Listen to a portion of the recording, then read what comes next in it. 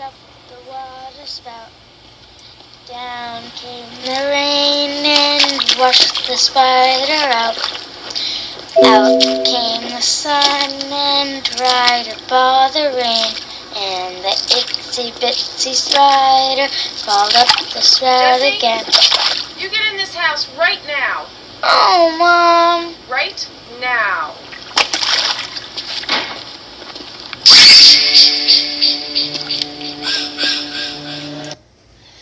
That's right. It's another episode of Mahoneys House of Horrors.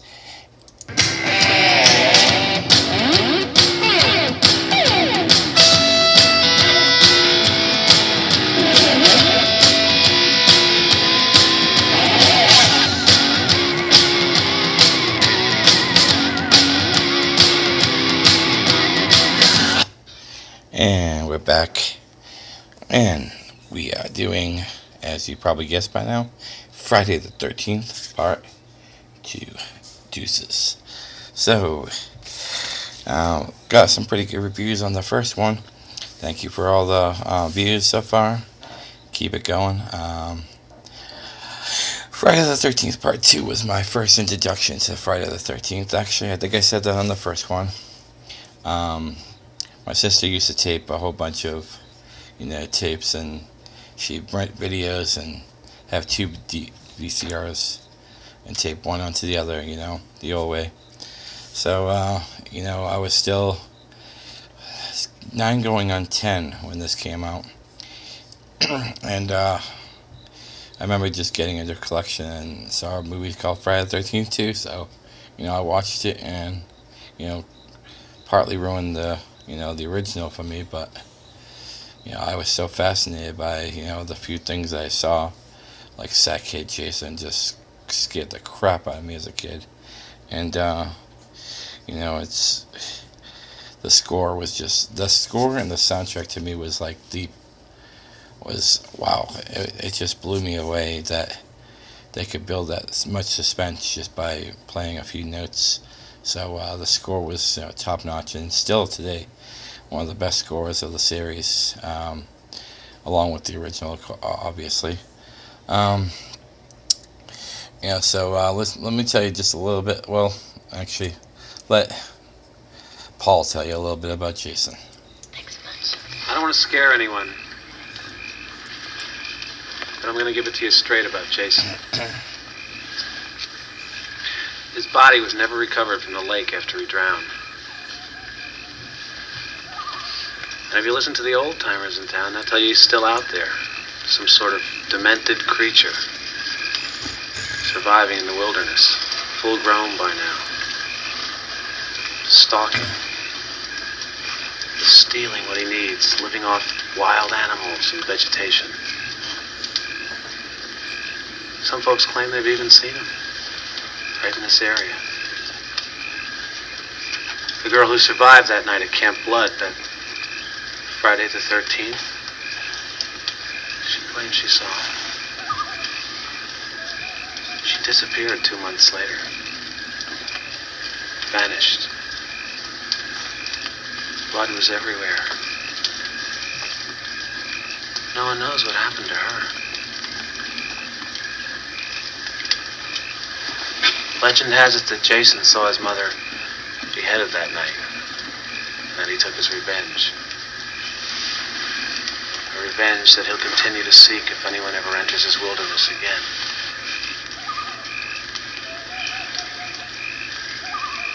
And by now, I guess you all know, we're the first to return here. 5 years. 5 long years he's been dormant. And he's hungry. Jason's out there. Watching.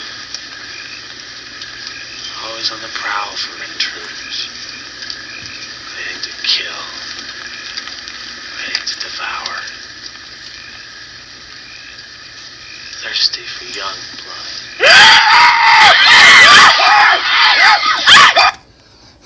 I always love that part with Jed.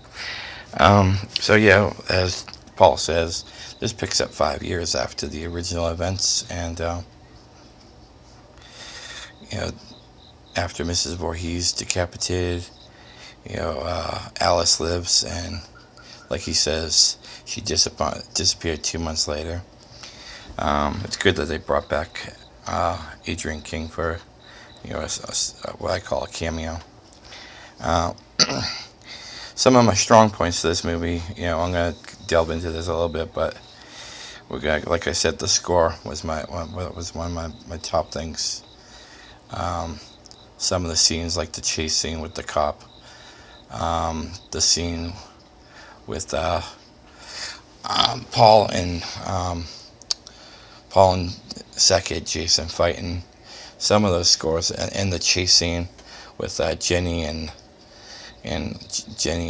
Jason running around the woods. I mean, some of those scenes are just, to me, iconic for the series.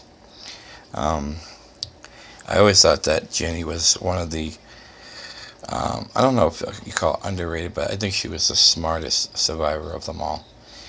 Jenny had, she majored in child psychology, and she tried to figure out the myth of Jason, which was interesting because most people just tell the story and here's Jason, oh shit, we're dead. But and Jenny trying to actually figure out the secret of Jason, and what makes him tick, what would he look like today, and she tried to think beyond what they call the myth or the legend. What if he really is out there? So I give it to her about that. And then the ending with the shack sequence with her trying to use child psychology on Jason. But we'll delve into that a little bit more later. Sackhead Jason. I think Sackhead Jason is one of my favorites. I know you, Dave Zendana, will agree with that. There was a mystique about the Sackhead. I don't get me wrong, I love the mask, but there was something about the Sackhead. You only got to see the one eye, and he was a lot younger man then, and he ran. I mean, he runs in 3 and 4, but it was like I said, that scene with him and Jenny running through the woods, that was a great scene. And then the infamous rat scene. I'm still gonna say that was Jenny pissing herself, because no rat I know can pee that much. But yeah, I love the interaction between Jenny, the whole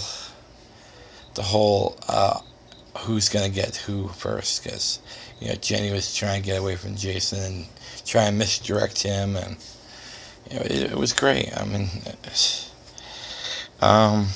see.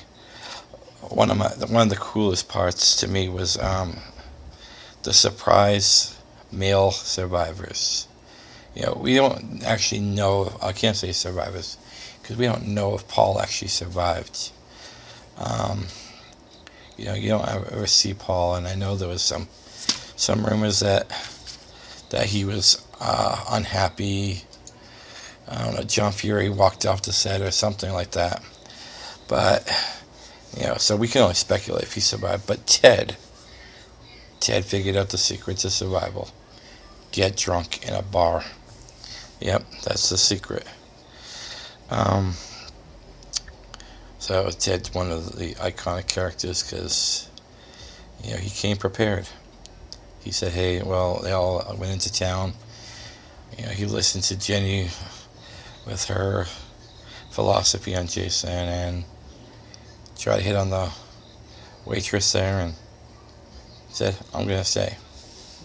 So, let's see, we got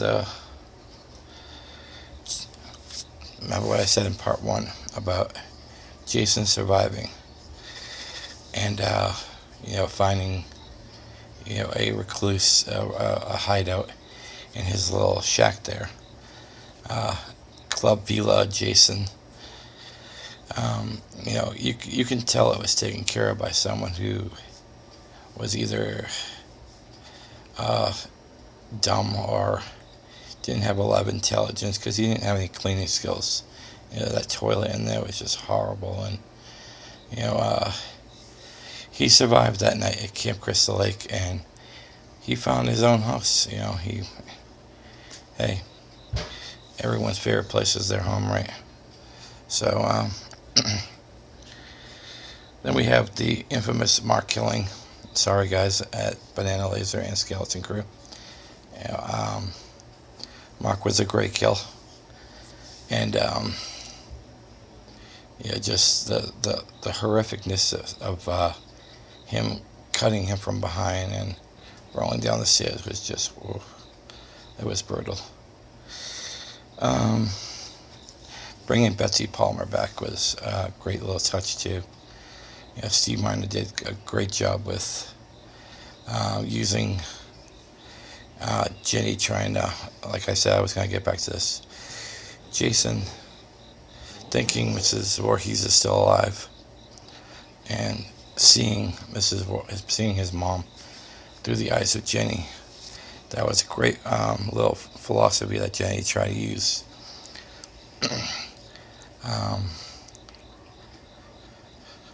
It almost worked too, Jenny. It almost worked. So, I'm going to give this one a 5 stars.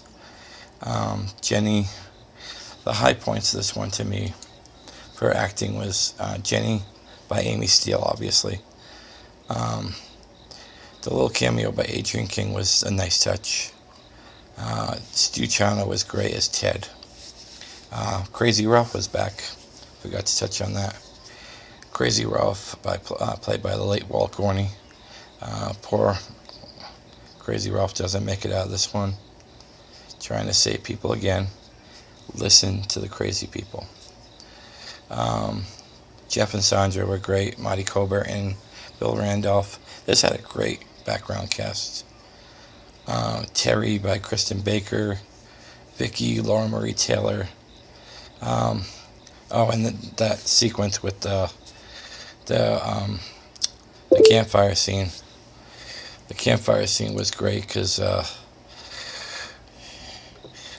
you see that part with Russell Todd, who was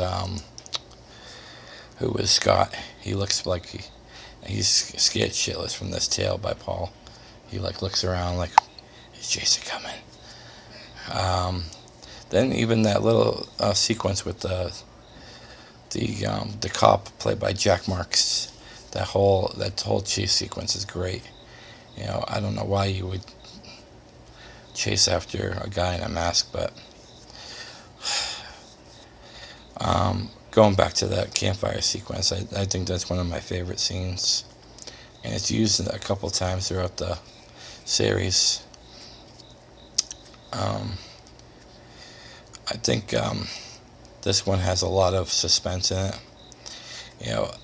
The early ones had a lot of suspense instead of just, oh, here we are, kill us, bye.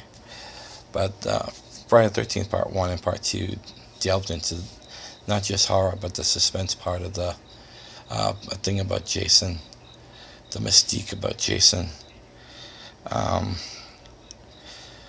And finding out, that maybe they shouldn't have came here in the first place.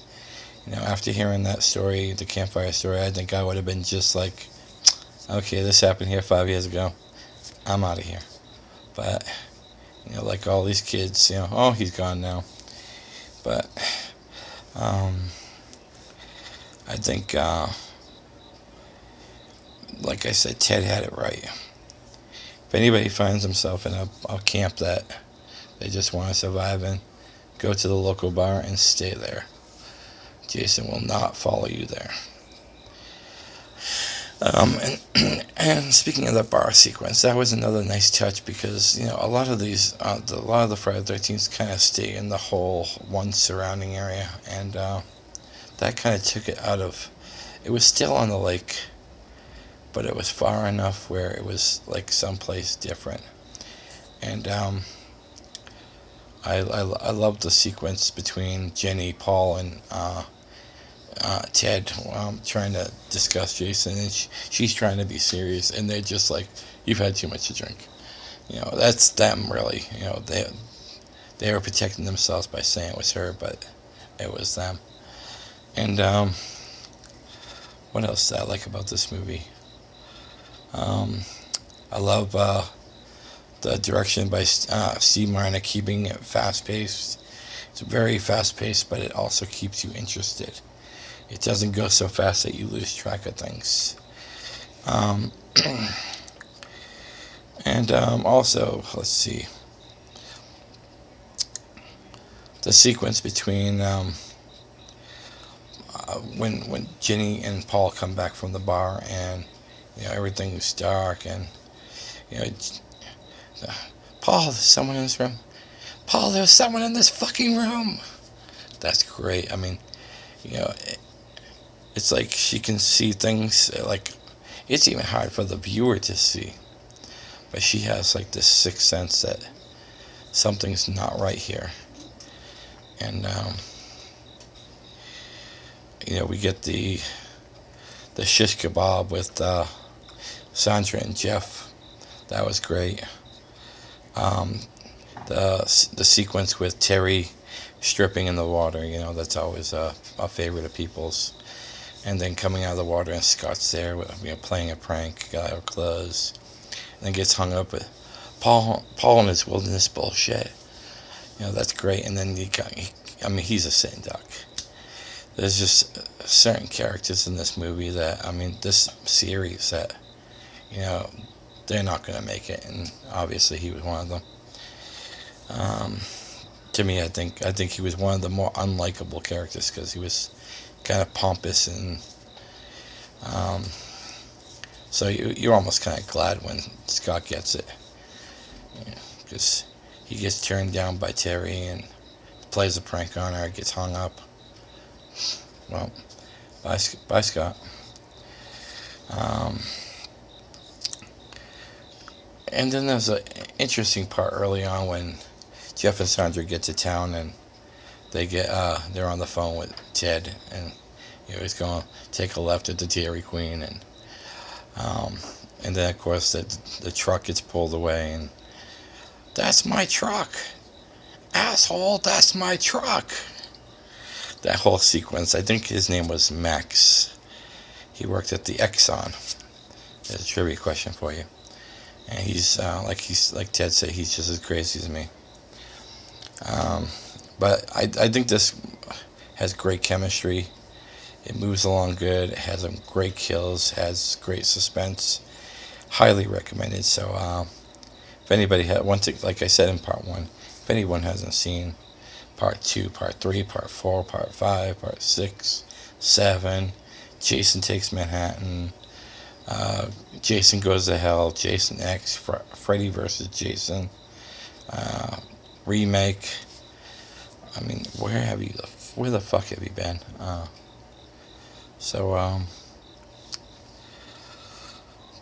think, like I said, I give this a 5 stars. I know my boys over there at Banana Laser are doing a Friday the 13th part 2 on their next episode, so I can't look forward to hearing that, and hope you guys check this out. And this has been Mahoney once again, and this has been Mahoneys House of Horrors. Peace.